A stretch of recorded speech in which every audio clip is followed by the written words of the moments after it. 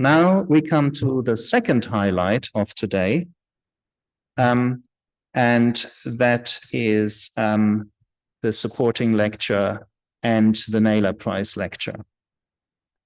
I would first of all like to introduce our first speaker, Professor Marco Fontelos from the Instituto de Ciencias Matemáticas in Madrid, who will give the opening lecture on singularities in partial differential equations. Marco was born in Madrid, Spain in 1970. He received his bachelor and master's degree in physics and mathematics and a PhD in applied mathematics at the Complutense University in Madrid. He was associate professor at Universidad Autónoma de Madrid and is currently staff researcher at the Spanish Research Council. He has previously held visiting positions at the University of Minnesota, Virginia Tech, Bristol University, and Paris 6. His research areas include PDEs and fluid mechanics, and he was awarded the Antonio Valle SEMA Award in 2006, an award made by the Spanish Society of Applied Mathematics to a young researcher who has shown excellence and original mathematical work in any branch of mathematics that has an applied component. Professor Fontelos has had over 100 articles published in both pure mathematics journals, such as the Annals of Math, Duke Mathematical Journal, Archive for Rational Mechanics and Analysis, as well as applied mathematics and physics journals. He is the author, together with Jens Eggers, of the book Singularities, Formation, Structure, and Propagation in the Cambridge Texts of Applied Mathematics series. Please give a warm welcome to Marcos Fontelos.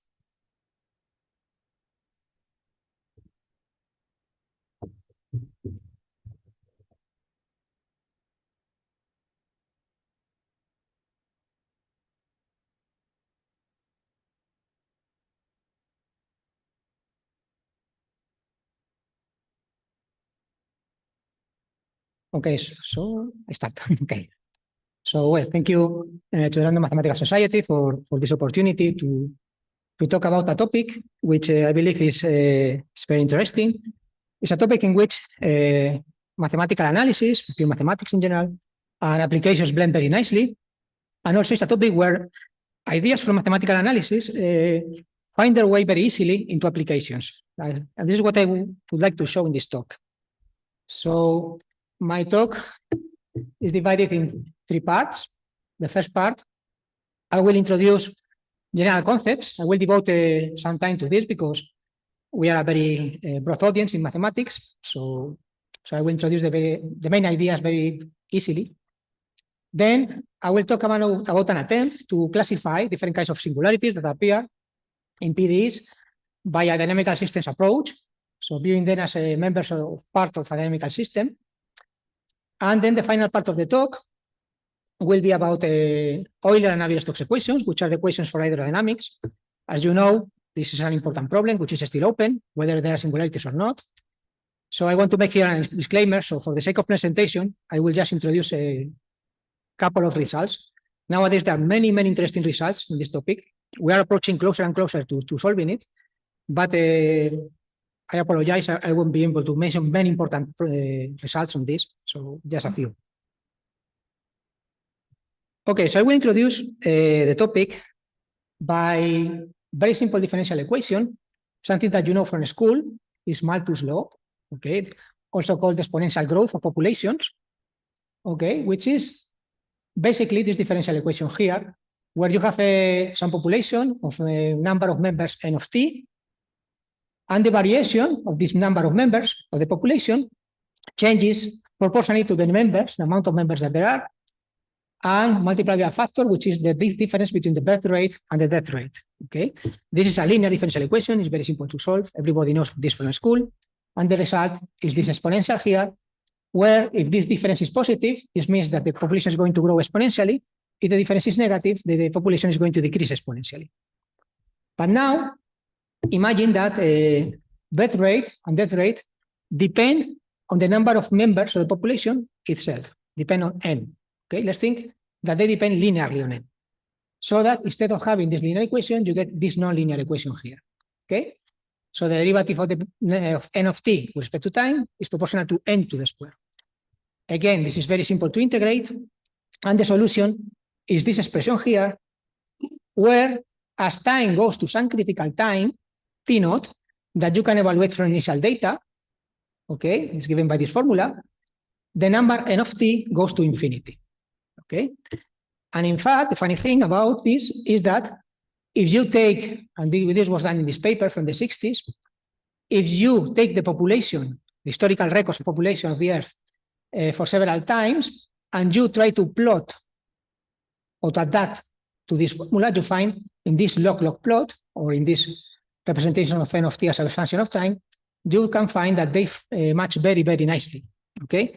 And in fact, you can take all this data, you can make some approximation by least squares to this formula, let's say, and then you can estimate what are the values from the historical data, the optimal values of A naught and T naught, and you will find a value of T naught, so the time at which this is going to blow up, which is in the title of this paper, so it's going to be 13th November 2026, okay?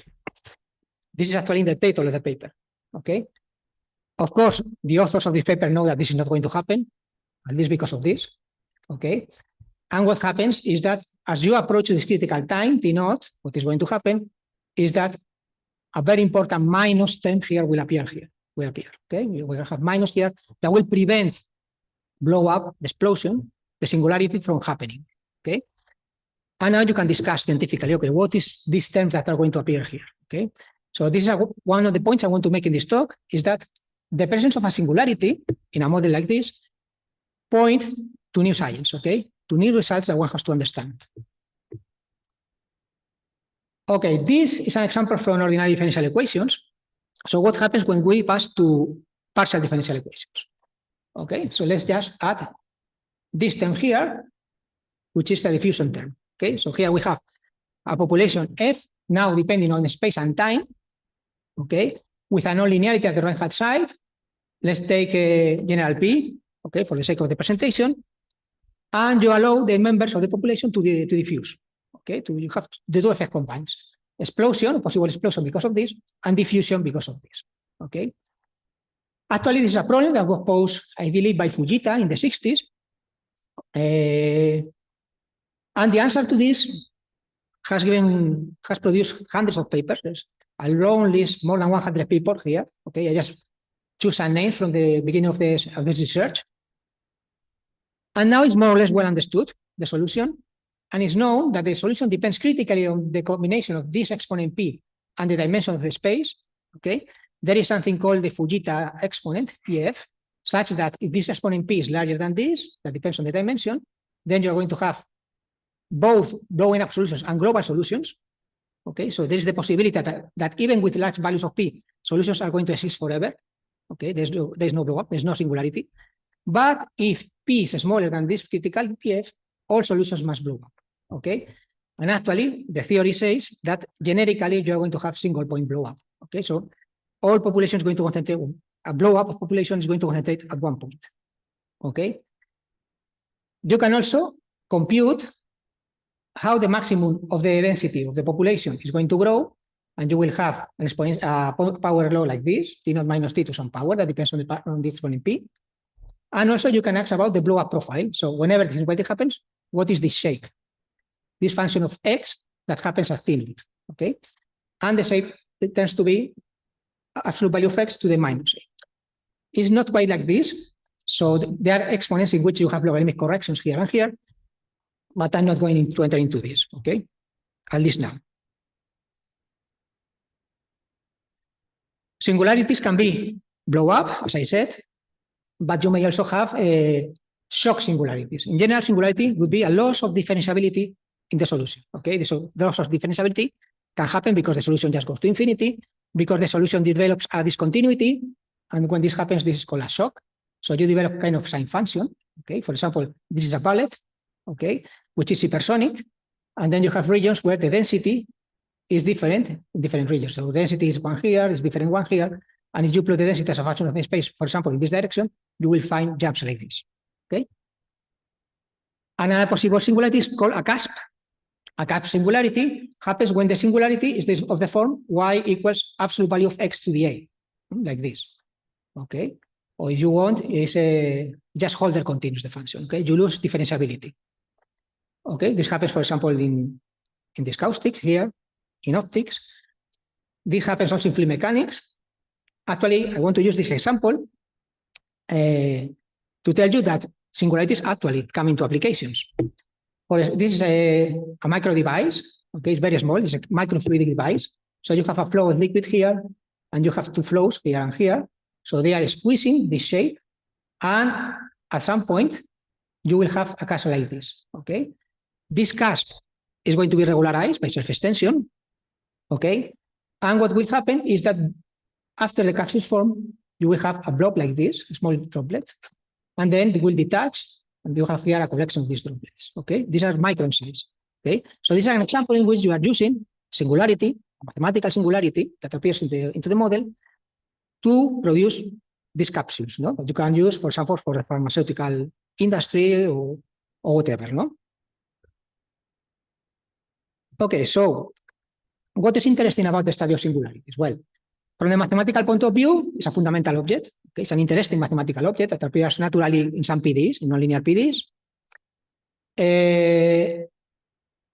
Concerning the solutions of the equations is something central, because usually what happens is that solutions organize around singularities, if they happen. Scientifically, they are crucial events, okay? And it's usually singularities are a seed for new structure, for new physics or new technology that could happen. And from the practical point of view, the focus inherent to a singularity can be used to produce small devices or small things.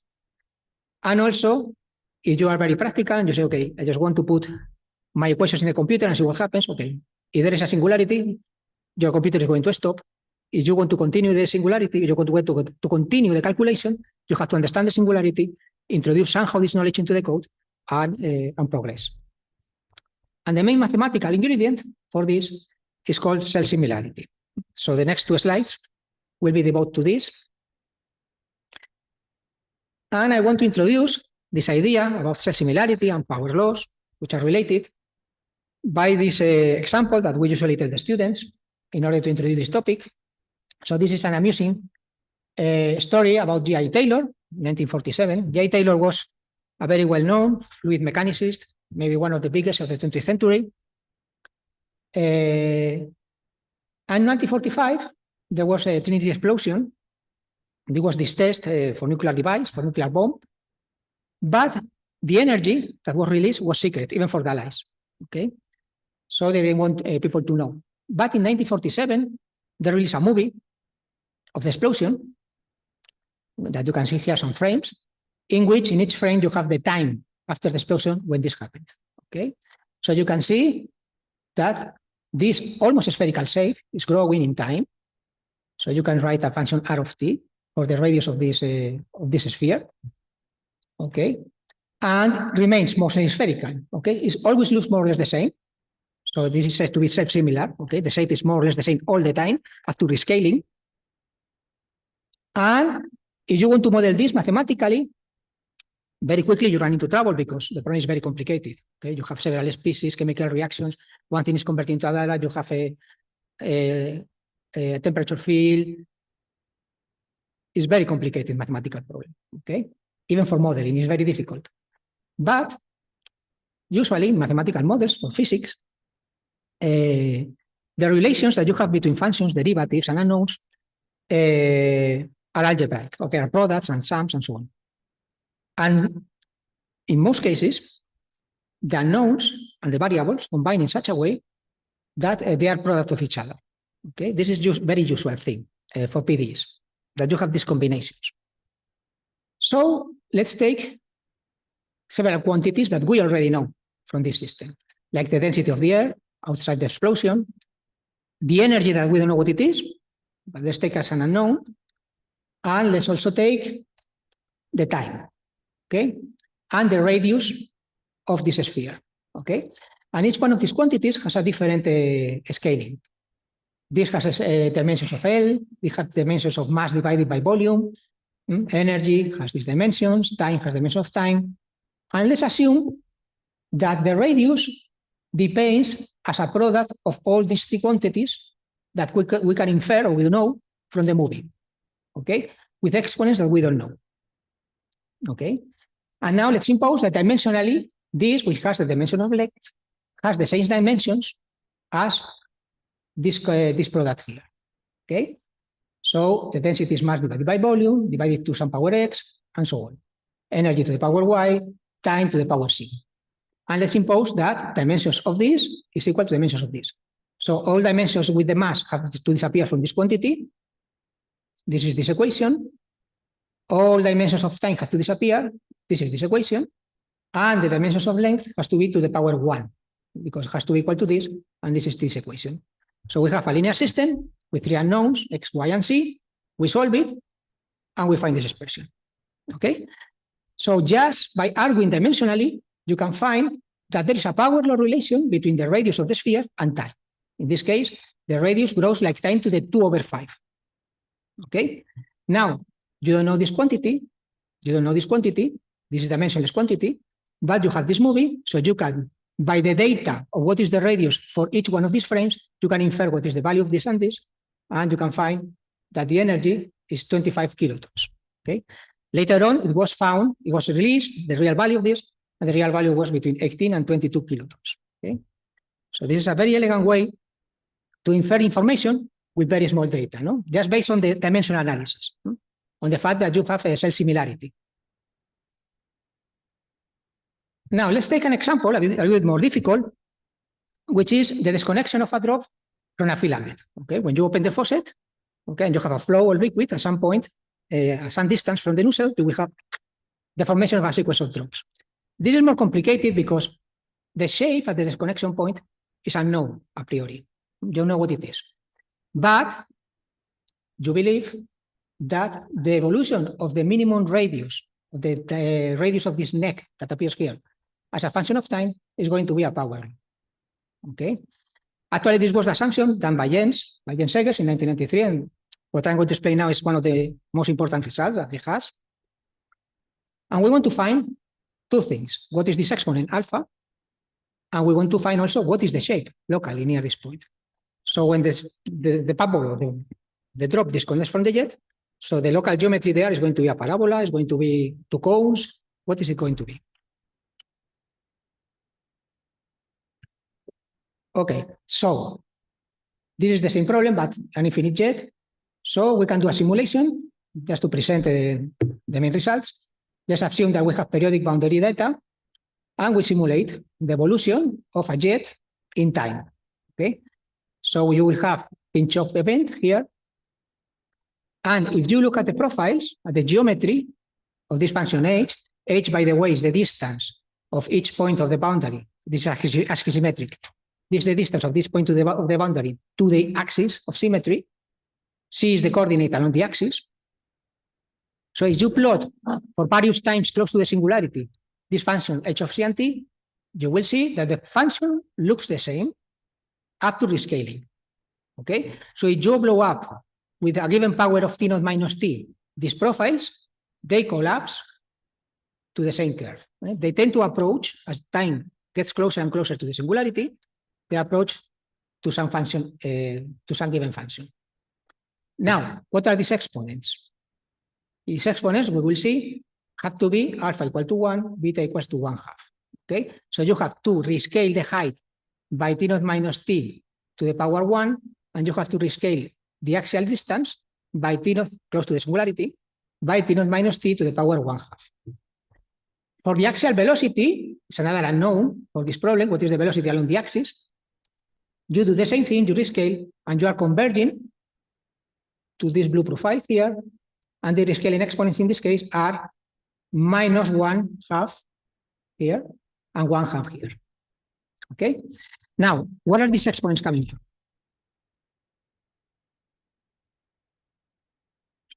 So let's take, so for modeling, you can find that this problem is governed, this was actually found by Jens Segers, is governed mainly by two functions, okay? One function is the function h, that is given to the geometry, the geometry of the interface.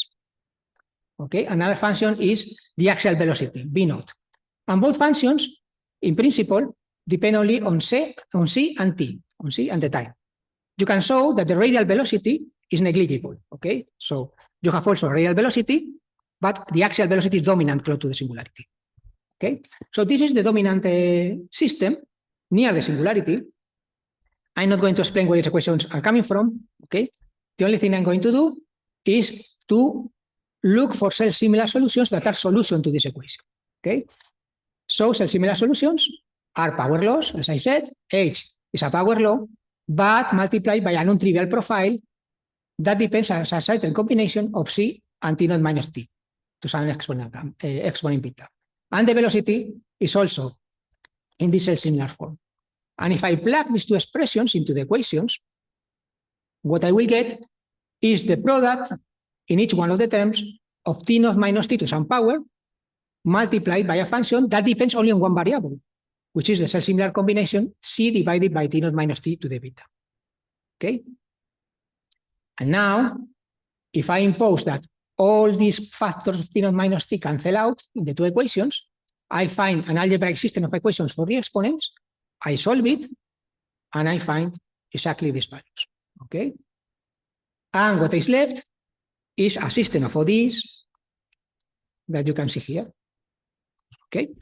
So at the end, looking for a singularity and how it happens is reducing, even for a problem as complicated as Navier-Stokes, because this is a problem in fluid mechanics with an interface that is evolving. Even for a problem like this, the problem of looking for a singularity is reducing to a system of ODEs.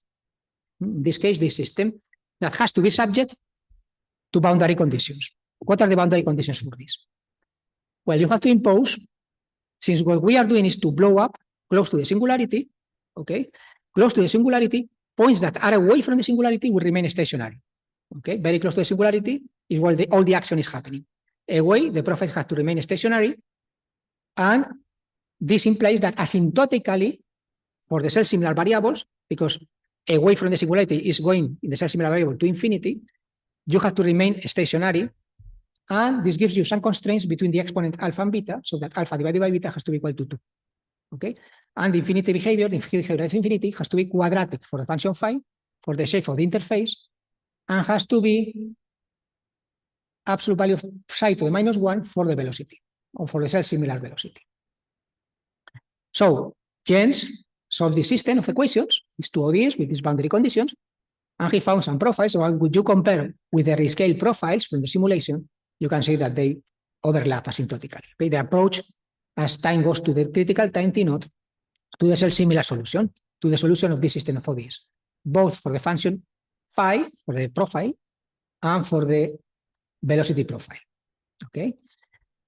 So an interesting consequence of this is that near a singularity, the system somehow is forgetting about details that happen away from the singularity. And the analysis reduces this dimensionality. So everything is happening at a lower dimension. In this case, in one space dimension. Okay? Which makes the analysis much simpler. Now you can argue, okay, so what you are doing is to construct an explicit solution, which looks very nice. It's a similar solution, it agrees with the experiment, but why do you know that this solution is the real solution? It's a realistic solution that is happening when a singularity appears. Okay, could be something else. This is just an explicit solution. Why do you have to believe that this is the asymptotics? So what you can do is what is called an stability analysis. You can say, okay, this is an explicit solution, but what happens if I take an initial data which is close to this initial solution, close to this solution, but with a small perturbation? I introduce a small perturbation, and in principle it could happen that this small perturbation just destroys the whole structure, and the solution is going to somewhere else. Something else is happening, something different. So what you can do is to take the previous system, so this system of equations, okay? So introduce a change of variables. Here you have two variables, c and t. So you introduce two new variables. One of them is going to be the self-similar combination, c divided by t naught minus t to the beta, and the other one is keeping time. You keep the time evolution, but in order for the equation to be consistent, you have to introduce a logarithmic time scale. So not time, but minus log of t prime, of t naught minus t. Okay, so that singularity, infinite time, means that t prime is going to 0, and this means that minus log of t prime goes to infinity. So what you are doing is to write the previous system in these new variables. Okay, so this is exactly the same system as before, but in these new variables, where approaching the singularity means tau going to infinity. You are looking at the asymptotics of the solutions to this system. Okay, so that tau independent solutions are the self-similar solutions, are those that we found already. Okay, and we want to know what happens if you start with initial data which are not exactly the self-similar solutions. You start with the self-similar, phi star, psi star, plus a perturbation. So you plug this into the system, this is a nonlinear system, and you linearize about the self-similar solution. And the question now is, this linearized problem is going to generate instabilities, or is being such that the small perturbations are going to be damped as tau goes to infinity, and the self-similar solutions are stable.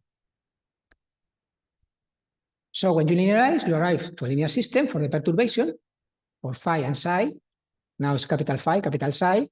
So the time derivative of this is equal to some linear operator, more or less complicated, but it's linear, acting on the combination phi and psi. Okay. Now, if you do the analysis of this linear operator, maybe in some cases it's very simple to do. In other cases, it's not that simple. You can find a family of eigenvalues and eigenfunctions. Okay. So this linear operator may have a basis of a complete basis of eigenfunctions. For example, if it is self-adjoint, we have a real spectrum, the properties. Okay. In many cases, it's not a self-adjoint, it's different. So you have to be careful about the spectrum of this operator. But in any case, if you study it, you will find some spectra. Okay. And if all the eigenvalues turn out to be with negative real part, this would mean that an initial perturbation is going to decay as tau goes to infinity, as you approach the singularity. If some eigenvalues have positive real part, this would mean that the solution that you found is unstable, so something else is happening. Okay, you have to look for something different. Okay, in this context, I must say there is always two unstable modes. Okay, so even when the self-similar solution is stable, you will have two unstable modes. In this case, in this particular case, they are 1/2 and 1, but we call it the trivial modes. Why? Because it may happen that you perturb the initial data in such a way that you are just changing the singularity time. Okay, so if you rescale your solution so that you adapt to the new time, you can kill this instability. Another instability, another positive eigenvalue happens when you are breaking the symmetry and you are just shifting the singularity point to another place. But again, if you move to the new position of the singularity, you remove this other singular point, this other unstable mode.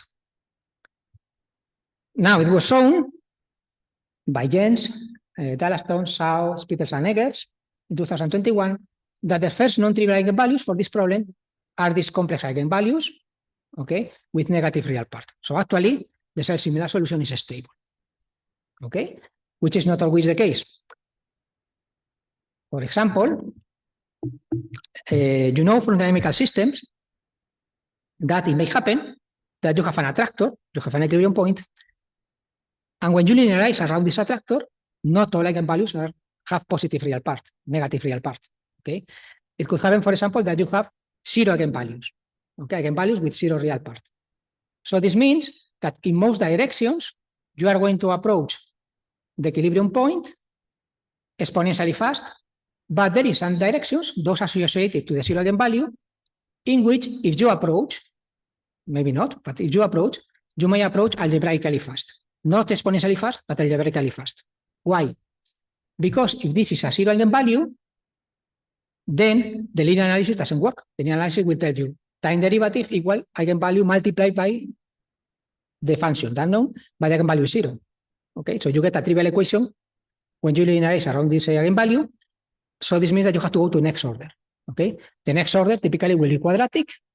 okay? And what you will get is a power law, okay? If you approach to the singular point, to the attractor, you will do it algebraically fast, not exponentially fast. Another possible attractor could be what is called a center, okay?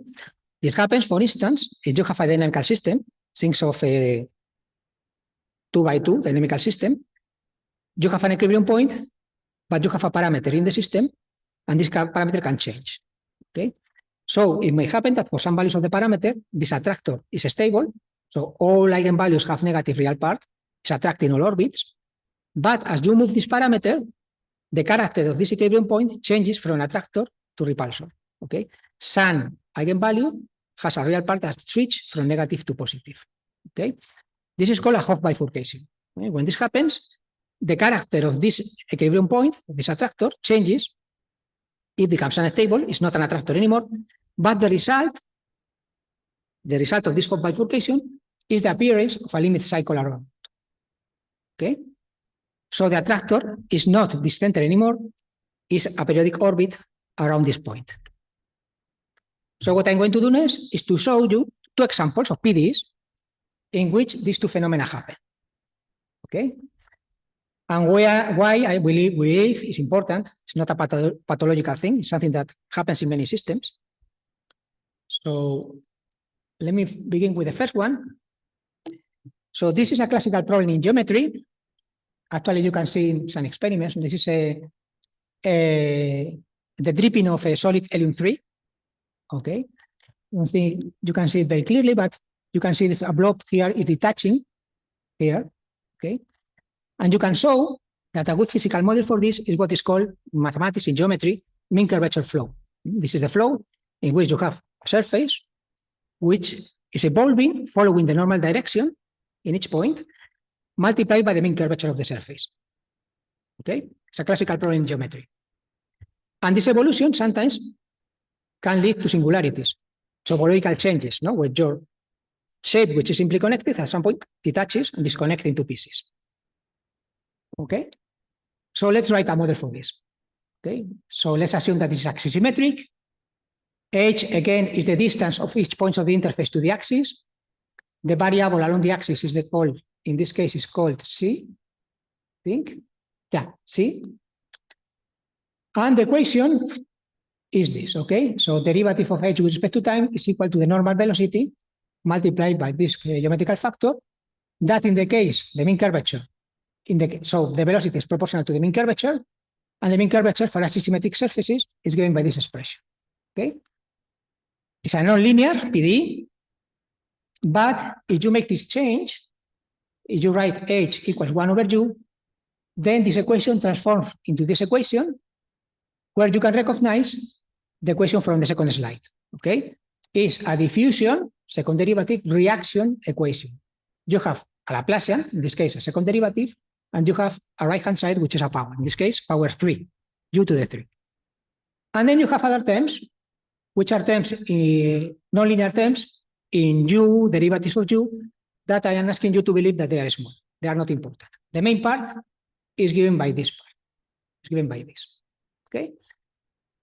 So let's follow our playbook, no? And try to find self-similar solutions. Okay, self-similar solutions are like this. You plug this into the equation and you find that the exponents in this case are 1/2. Okay, so beta is equal to 1/2, alpha is equal to 1/2. And so you plug this into the equation for H, and what you find is this nonlinear PDE, ODE, sorry, okay, with the variable psi, C prime divided by T prime to the 1/2, and you try to find self-similar solutions to this. And you can show, actually this was done, most of the work I'm talking about was done by Angeleta and Velázquez in 1997. The self-similar solution is prior to them, but you can find this self-similar solution, which is explicit, okay? And very simple, phi equals to the square root of 2. And now you ask yourself whether this is stable or not. So you add a perturbation, plug this combination into the equation, do the change of variable t equals to minus log t naught minus t, and then you get this expression here. You linearize, and you find this eigenvalue, okay? So now you have to see what are these eigenvalues new where the linear operator is given by this second order operator.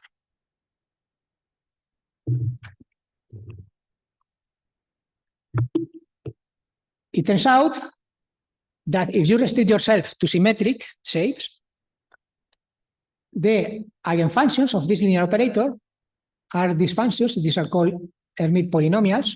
Okay, eigenvalues are explicitly given by these expressions, where the first one and the second one are positive, but these are the trivial modes: shift in the time of the singularity, shift in the position of the singularity, so we can ignore them, and all the others, sorry, no, I'm saying it wrong. One of them is positive, okay, we are assuming symmetry, that the profile is symmetric, so we have only one trivial eigenvalue, which is 1, is associated to the change in the time of the singularity. The other one doesn't appear because we are assuming symmetry, so the singularity is going to happen at the center. And the next eigenvalue is not negative, it's 0. And all the other eigenvalues are all negative. So we have a 0 eigenvalue. So what happens here? That if I write my perturbation as a superposition of eigenfunctions and plug this into the equation, I will find that all eigenvalues will decay exponentially fast, except for the first one, because the eigenvalue is 0. So I have to go to the next order. I have to look at the nonlinearity. And the nonlinearity, when you do the calculation, is telling you, the nonlinearity is this one, is telling you that the coefficient evolves asymptotically near the singularity by this differential equation. Okay, it's a nonlinear equation, it's nonlinear, it's quadratic. You solve it, and what you find is that this factor, A1 of t, is not decaying exponentially fast in tau, is decaying algebraically fast in tau. It's decaying like 1 over tau, right?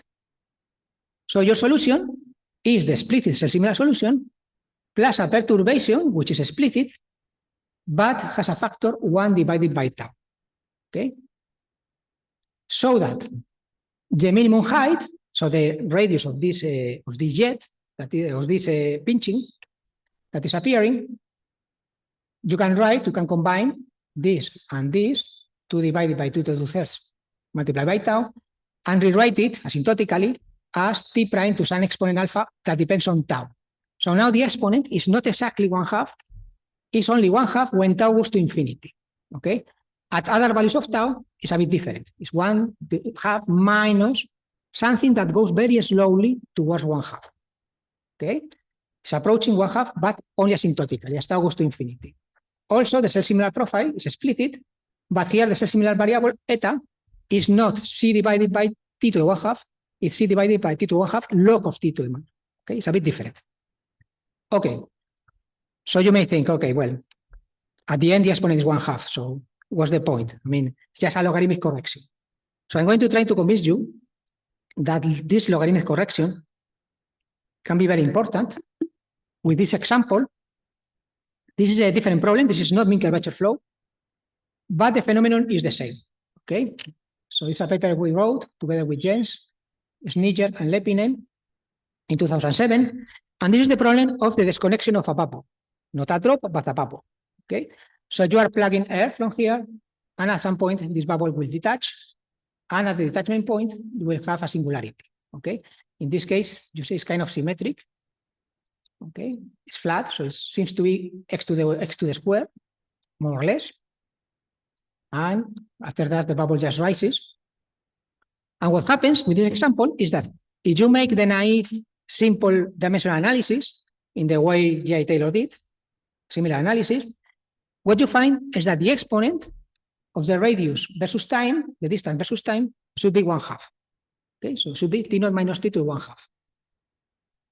People did the experiment, nowadays you can do it. So you just take a microscope, you have high camera recording, you just take frame by frame, and you get experimental data of the evolution of the minimum height, the minimum radius versus time, and you can try to fit in the log-log plot by a straight line, and you find an exponent which is not 1/2, 0.56.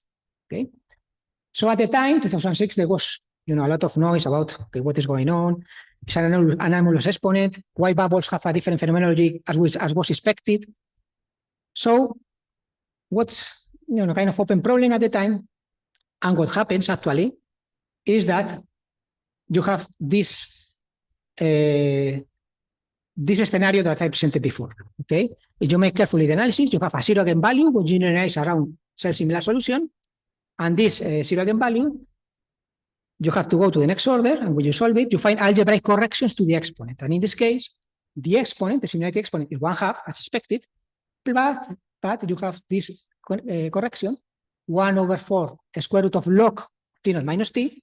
You have this logarithmic correction that seems not to be important, but if your experimental data are only in 2 decades, as are these, from 10 to 1000, then this is not going to change much, and it's going to change this value.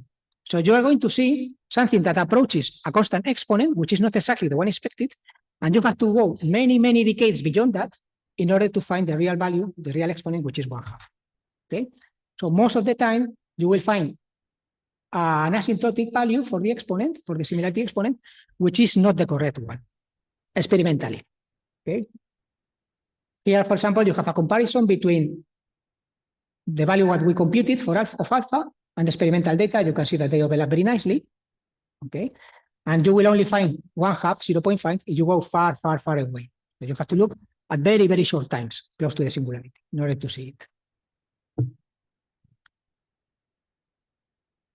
Okay, the second thing I want to present is an example of discrete self-similarity. Okay, discrete self-similarity is the singularity that happen when the self-similar solution is not stable, but you have produced a limit cycle, an orbit, around the self-similar solution. Okay, what is the meaning of this? Well, the example I will present is an example in the wetting. The wetting is when you have a layer of liquid around a solid, about a solid, okay, and this layer is very thin, so that molecular forces between the liquid and the substrate become important. These are called van der Waals forces, right? They have an explicit expression. They go like 1 over some power of h of the height of the film. This value of n depends on the materials involved, okay?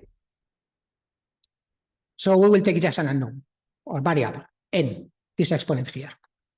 And a proper model for this is what is called lubrication equation. This is a parabolic differential equation. So ht equals divergence of some flux q, which is proportional to the gradient of the pressure, which involves the surface tension of the film, which is a second order derivative of h, it's a Laplacian, plus the intermolecular forces, this function p of h. So if you plug this into this and this into this, what you get is a fourth order PDE. Okay? And in this case, with a parameter n. So what happens when you solve this equation in one dimension for different values of n? Okay, so this is the PDE, as I said. You can look for self-similar solutions, do the self-similar change, you find the exponents as a function of n given by these values, and you get the self-similar equation, which is this, explicit. Okay? So self-similar solutions are equilibrium for this differential equation. Okay? So are solutions of the equation when this is equal to 0. So when n is equal, for example, to 1.7, you find that an initial profile like this evolves towards a singularity, pinching. So the thickness of the film goes to 0 at some point, it's touching down. Okay? And is doing it very close to the self-similar solution. Here is a comparison between the shape of this simulation and the shape of the self-similar solution. So this means that the self-similar solution, in principle, is stable. But as you keep increasing the value of n, as you make the interaction potential between the substrate and the liquid higher and higher, governed by a higher power, by a higher value of n, you find that for n sufficiently large, no, in this case, sufficiently small, n equals 1.5, the self-similar solution degrades, okay, and something else is happening, okay? So you don't have a purely self-similar solution, you have something different. Now, if I keep on with my simulation and see what happens, I can see that this shape close to the singularity, as I approach the time of the singularity, looks the same, but only as discrete values of time and at a different length scale. So I am blowing up this region here, I continue the simulation. I have this region here, which is a smaller space scale, like 1/10 divided by this length scale. I blow up this, continue the simulation. I find the same shape again. I blow up, goes on and on and on and on. Okay. This is called discrete cell similarity. Okay. This is when you are reproducing the same shape at different time and space scales, but only at discrete values of time and at smaller and smaller regions in the space. Okay. So you have cell similarity, but only at discrete, separate values of logarithmic time. Okay. So it's a periodic thing, something that is repeating itself, but at smaller scales in space, smaller scales in time, and periodically. Okay. So what is this? It's a limit cycle. Okay. So what is happening as you decrease this value of n, you go from solutions, cell-similar solutions which are stable, towards solutions that are unstable. So what happens is that when you linearize about the cell-similar solution, the first non-trivial eigenvalues have negative real part, so the cell-similar solutions are stable, but, so they are complex conjugate, you have one and the complex conjugate, but these two complex conjugate eigenvalues, as n decreases, get closer and closer to the imaginary axis, and the real part at some point goes to 0. Okay? And after that, your cell-similar solution becomes unstable because the first eigenvalues have positive real part, but as a result of this, you are producing a periodic orbit. Okay? So what you are getting here is a periodic orbit. Okay? So you are reproducing this shape again and again at smaller and smaller scales. And the result, so for example, here we computed the period. Okay, so over one period in the logarithmic time scale, this is for different times. Okay, and you start from this, and after a while you end up with this. Okay, the same shape. So this is periodic, and the result of this, you can see it here. It's a sequence of drops, that get smaller and smaller, get closer and closer to the singularity point. Okay, then you can have also secondary ones, and also on a scale of many, many, many. So it's kind of a Cantor set that you are producing. No? You are producing a drop, a secondary drop, smaller, and then smaller, smaller, smaller, smaller. You are producing the singularity. And then between them, you are getting also another sequence, another cascade of smaller and smaller drops. Okay, so you are producing kind of a fractal, and you can even predict what is the ratio between two consecutive drops here. No, so the ratio between one and the next, this and this, is given by this explicit formula in terms of the period of this periodic orbit. The distance between the drops, this and this, or this and this, one and the next one, is also given by this law. So you can compute more or less everything.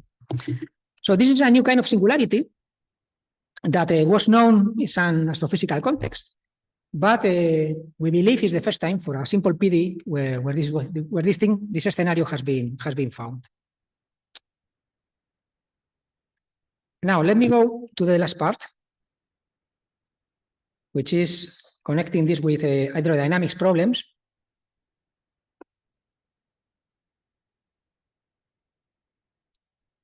So, okay, well, this is a classical problem, no? Even Leonardo da Vinci realized that the motion of fluids can be very complex, okay? But there are some elements that are more or less common, even in turbulent situations, which is the appearance of eddies, no? Wheels, where the velocity at the center of the wheel goes very fast. Okay, here you have also a painting where this thing is represented. And the question is whether the mathematical models for this develop a singularity or not. Okay, what are these mathematical models? Well, they are very simple. It's just conservation of mass. So divergence of the velocity field is equal to 0, and conservation of momentum, or Newton's law. No? Acceleration, which in this case is acceleration felt by a particle which is moving with the flow. So this is why you have here a nonlinear term. So this is the convective derivative of the velocity, which is the derivative of the velocity with respect to time, plus velocity gradient of the velocity itself. So here you have a quadratic coupling with the velocity with itself equals to the forces which are, in this simple model, just the gradient of the pressure with a negative sign. You can also formulate this equation, this is called Euler equation. You can also formulate this equation in terms of what is called the vorticity. Since in the solution you expect to have these eddies, these wheels, natural quantity, is the rotational, or the curl of the velocity field. And if you do this, then you get Euler equation in terms of the vorticity, which is this one, okay? Which is somehow simpler because you have here 3 equations, one for each component of the vorticity. Well, here you have 4 equations, 3 for the velocity, and this constraint which tells you something about the pressure, this other unknown. So you are reducing the number of unknowns, but here the velocity you have to compute in terms of the vorticity, okay? Which is giving you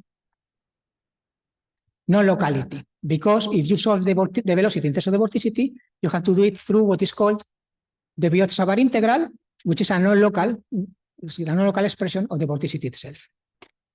So you get an equation here, which is a PDE non-local, where non-locality appears both in the convection velocity here and here in this term, which is called the stretching term, the stretching of the vorticity term.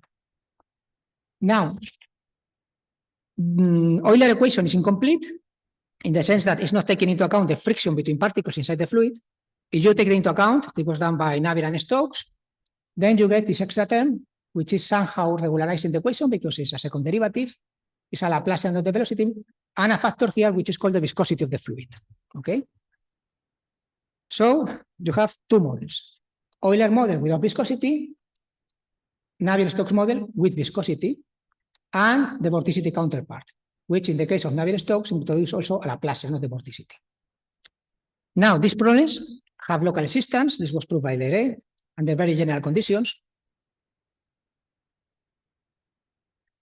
But do the solutions exist for all time? That is the question. Okay.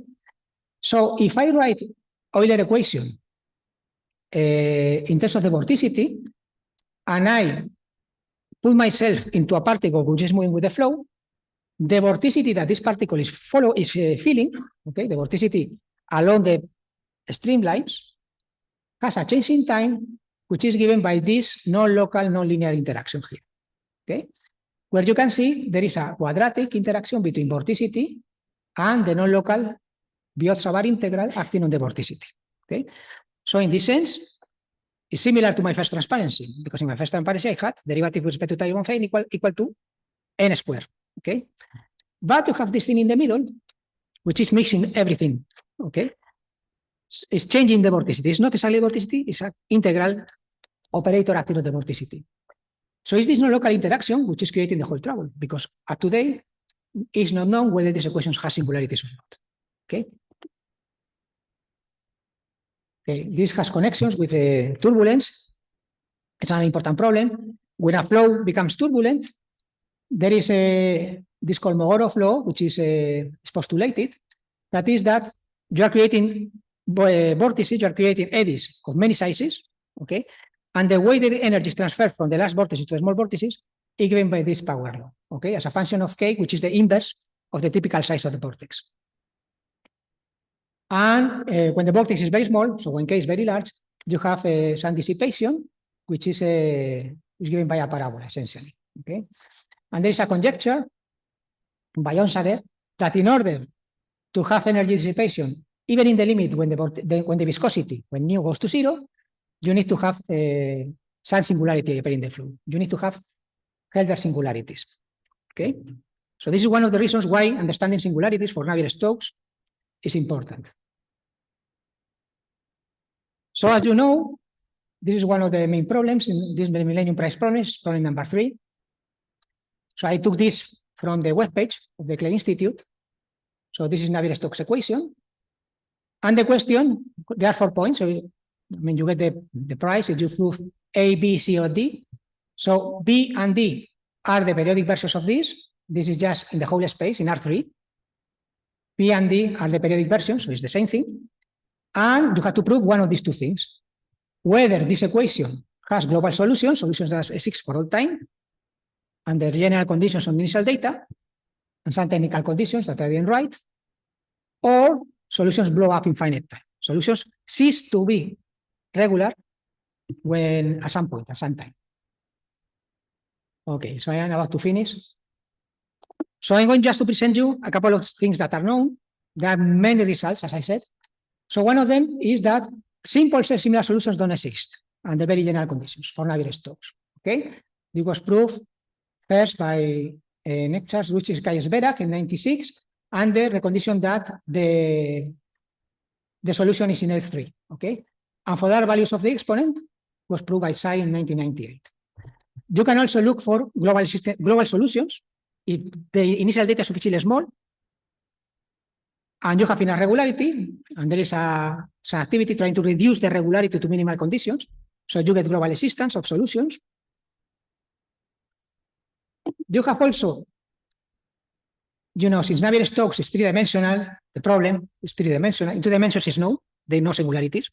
The problem is in 3 dimensions. You try to separate the problems, separate the issues, and you say, okay, on one hand, you have nonlinearity in the transport, and you have nonlinearity in the stretching term. So let's see, if we remove this, we go to 1 dimension, and we just create stretching, non-local interaction, what do we get? So in this paper, they prove you get blow up. In 1 dimension, if you just take non-local transport and you kill this term, what happens? So this is a model that we wrote in 2005, and you can prove theorem that under general conditions, you're going to have blow up, singularities, but if you have a little bit of viscosity, even a little bit of viscosity is going to kill the singularities, okay? So this one-dimensional analog of Euler has singularities, but the one-dimensional analog of Navier-Stokes has no singularities. How do singularities look like? Well, they are a cusp, and this is a paper with Jens in 2019, and we show, in general, for this fractional operator, which is Hilbert transform when gamma is equal to 0, and it's just the normal derivative when gamma is equal to 1, you get singularities with funny exponents, okay? Funny exponent that you have to compute numerically. This is called second-kind self-similarity, okay? When the exponents are not given by the dimensionality of the equation, you have to invoke something else, boundary conditions, in this case. And now, let me finish by presenting 2 numerical results that I believe are important in the direction of trying to solve singularities. This one is by Low and Howe. It's a series of works starting in 2014, where they consider axisymmetric flow, so 2 dimensions in space. So 2 dimensions, we know, 2 dimensions are 2. The problem of Navier-Stokes has global solutions, there is no singularity, but in this case it's axisymmetric 2-dimensional, and you have the 3 components of velocity. You have swirl, okay? You have a non-trivial axial velocity. So you get the system of PDs, okay, which is only 2-dimensional in space, and they found numerically that the solutions tend to have a singularity to begin with, and tend to follow this similarity laws with funny exponents, okay, with non-trivial exponents. This they did first with a sample where the singularity happens at the boundary of the domain. In the interior, they also find some numerical evidence of singularities for Euler, but with exponents that are very similar to the exponent that would appear for Navier-Stokes. Even though we are in Euler, and there's no need to have these exponents, okay, you have some freedom in the exponents. In this case, they follow the same laws of Navier-Stokes. And the second example, and I finish with this, is a vortex reconnection. Okay, vortex reconnection is when you have 2 filaments of vorticity, so like 2 tornadoes, okay, parallel to each other, but they tend to approach each other. For example, this is the traces left by an airplane, okay, and sometimes you create some vorticity here, and these 2 vortex lines, they get together, and at some point they touch, and they reconnect. They change the topology. So they are parallel like this, they touch at one point, and then they separate like this. Okay? And this is a very interesting problem because it's a change in topology, so it's a potential candidate for a singularity. And when people did numerical studies, this numerical work by Zhao and Hussain in 2022, what they find is that in these new structures that are appearing, when the thing is disconnecting, the vorticity, this is plot for the maximum vorticity, the vorticity separates, but you have these filaments, secondary filaments that appear, they are again parallel, they again connect to each other, and they separate. And you may have another generation. So they conjecture that you have this structure, the reconnection, where you have this cascade, okay, this structure of bridges and threads, they call, okay, that could in principle follow up to infinity, okay? So the question is this a scenario for discrete similarity? Maybe.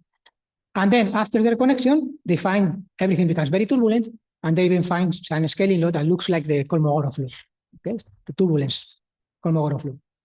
And I've just finish with this amusing example, which is by Luis Vega, by a friend of mine in the Basque Country. So what they do, they write an effective model for these filaments, which is called the binormal flow. Okay, it's a geometrical model with filaments, such that each point of the filament moves in the binormal direction to the filament with a velocity that is proportional to the mean curvature, well, to the curvature. Okay. And in this case, you can find that there is also some reconnection, but if you look close to the reconnection, the model develops these funny shapes that they can prove actually they can be described by a Riemann almost nowhere differentiable function. Okay, so there is even maybe some connections with the analytical number theory, which I think is fun to end with. Okay, so my conclusions you can see here. I leave this here and open for questions.